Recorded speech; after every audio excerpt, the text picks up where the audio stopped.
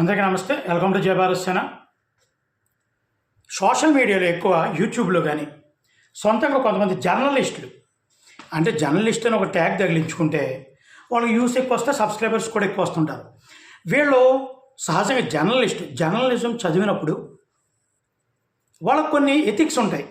జర్నలిజంలో కోచ్ చెప్పేటప్పుడు వాళ్ళు ఏ విధంగా ఉండాలి, అసలు జర్నలిజం అంటే ఏంటి ఇది చెప్తుంటారు అన్నమాట. కొంతమంది ఉన్నారు, సాయి గారు కానీ వైఎన్ఆర్ గారు కానీ ఇంకా చాలామంది ఉన్నారు, జర్నలిస్ట్ శ్రీనివాసరావు గారు, ఇలా జర్నలిస్టులు పేర్లు తగిలించుకొని సొంతంగా యూట్యూబ్లో ఛానల్ పెడుతూ వీళ్ళు ఏం చెప్తుంటారంటే మోరల్ వాల్యూస్ తిరోధకాలు ఇస్తూ వాళ్ళు మాట్లాడే విధానాలు ఎలా ఉంటాయి. ఒకసారి మొన్న జర్నలిస్టు వైఎస్ఆర్ కాదు వైఎన్ఆర్, ఆయన ఏం మాట్లాడుతున్నాడు ఒకసారి వినండి. నేను ఆరోపణ తెలుగుదేశం పార్టీ చేస్తోంది, వైఎస్ఆర్ కాంగ్రెస్ పార్టీ చేస్తోంది.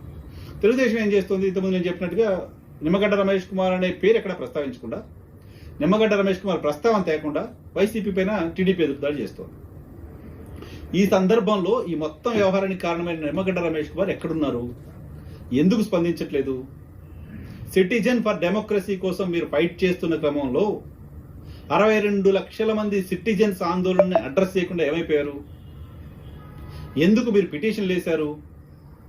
ఏ ప్రజాస్వామ్య ప్రయోజనాలు ఆశించి పిటిషన్లు వేశారు మీరు? విన్నారు కదా, ఈయన ఏం మాట్లాడుతున్నాడంటే నిమ్మగడ్డ రమేష్ గారు వాలంటీర్ల మీద కంప్లైంట్ ఇచ్చారు, ఇది టీడీపీ మీద పడిపోతుంది, టీడీపీ చంద్రబాబు నాయుడే దీన్ని ఆపించేయాడు అని వైసీపీ వాళ్ళు అంటున్నారు. ఇది నిజమా కాదా?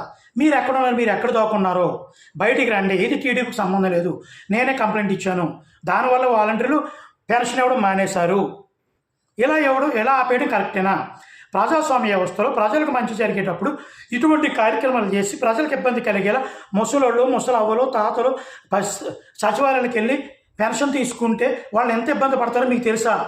మీకు తెలిసే కంప్లైంట్ ఇచ్చారా? మీరు ఏసీ రూమ్లో కూర్చొని కంప్లైంట్లు ఇస్తే సరిపోతుందా?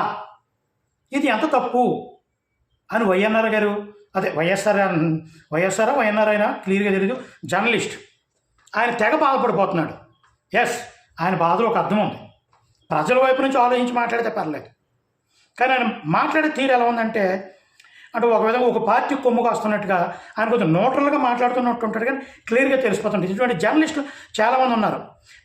అసలు జర్నలిస్టులు అంటే ఏంటంటే ప్రజల పక్షాన పోరాడేవాళ్ళు, ప్రభుత్వానికి ప్రతిపక్షంగా పనిచేసేవాళ్ళు, ఉన్న ఫ్యాక్ట్ని కరెక్ట్గా ప్రజల దగ్గరికి తీసుకెళ్ళి సమాజానికి అందించేవాళ్ళు జర్నలిస్టులు. ఇప్పుడు వాలంటీర్ని నిమ్మగడ్డ రమేష్ గారు కంప్లైంట్ ఇచ్చినా, లేదా నాకులేటో కంప్లైంట్ ఇచ్చినా, అక్కడ వైఎన్ఆర్ గారు కంప్లైంట్ ఇచ్చినా, ఎవరిచ్చినా ఎందుకు ఇచ్చారు? వాలంటరీ అనేవాళ్ళు ఒక పార్టీకి కొమ్ము కాస్తున్నారు, వాళ్ళు ప్రభుత్వం నుంచి గౌరవవేతనం తీసుకుంటున్నారు.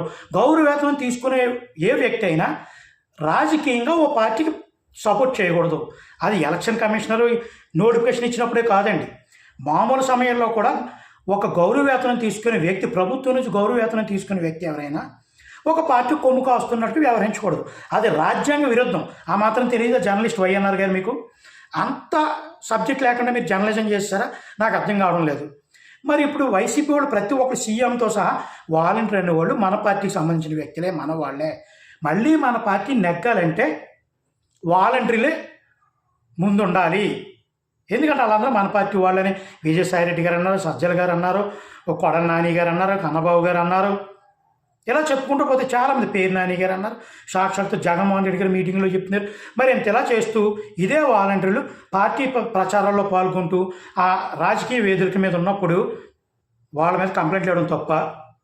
ఇదే రాజకీయ పార్టీ నిజంగా చిత్తశుద్ధి ఉంటే వాలంటీర్లు మేము పెట్టాము, స్వచ్ఛందంగా ప్రజాసేవ చేయడానికి వాళ్ళని ఇట్టం తప్ప వాళ్ళు మా కార్యకర్తలు అయినప్పటికీ వాళ్ళు మా కార్యకర్తలకి పని చేయించుకోము అని ఒక స్టేట్మెంట్ వచ్చి వదిలేస్తే ప్రతిపక్షాలు కంప్లైంట్ ఇవ్వవు కదా.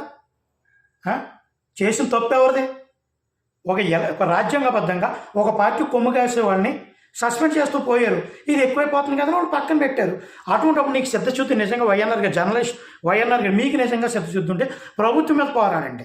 పేద ప్రజలు ముసలవ్వలు తాతమ్మలు దగ్గరికి వచ్చి తీసుకోలేరు కాబట్టి కొంతమంది లేవలేని వాళ్ళు, వృద్ధులు, ముసలి వాళ్ళకి దగ్గరికి వెళ్ళి ఇవ్వండి. సచివాలయం ఎంప్లాయీస్ బోర్డు మంది ఉన్నారు, విఆర్ఏలు ఉన్నారు, విఆర్ఓలు ఉన్నారు, ఎండి ఆఫీసులు ఉన్నారు, ఎంఆర్ఓ ఆఫీసులు ఉన్నారు, సచివాలయం బోర్డు మంది ఎంప్లాయీస్ ఉన్నారు. కాబట్టి అటువంటి ముసలి వాళ్ళు ఈ ఎండను తీసిరాకుండా దగ్గరికి వెళ్ళి ఇవ్వండి అని చెప్పండి మీరు. అంతేగాని వ్యవస్థను తప్పుదారి పట్టే విధంగా మీ జర్నలిస్టులు పనిచేయకూడదు. అది మాత్రం క్లారిటీగా మాట్లాడడం నేర్చుకోండి జర్నలిస్ట్ వైఎన్ఆర్ గారు. సిస్టమేటికల్గా మాట్లాడడం నేర్చుకోండి.